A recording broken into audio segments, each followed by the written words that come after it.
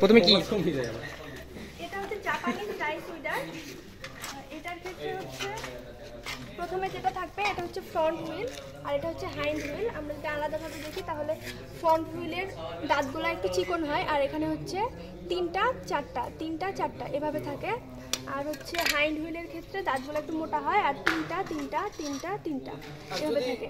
Identification আসে এটার ভিতরে যদি কোনো আইডেন্টিফিকেশন আসে তাহলে যদি এটা থাকে তাহলে আমাদের লিখতে হবে হইতেছে মানে hind wheel of Japanese weeder. আর এটা থাকে লিখতে হবে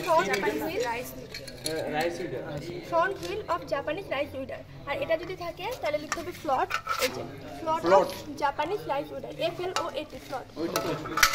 আর এটা হচ্ছে রাইস উইডার, মানে শুধুমাত্র ধান গাছের ক্ষেত্রে উইড পরিষ্কার করা হয়। এটা হচ্ছে পানিযুক্ত ল্যান্ডে করা হয়।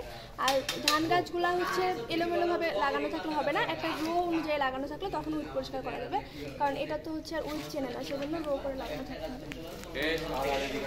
আর এটা হচ্ছে হ্যান্ড হো বা হচ্ছে উইডার হো।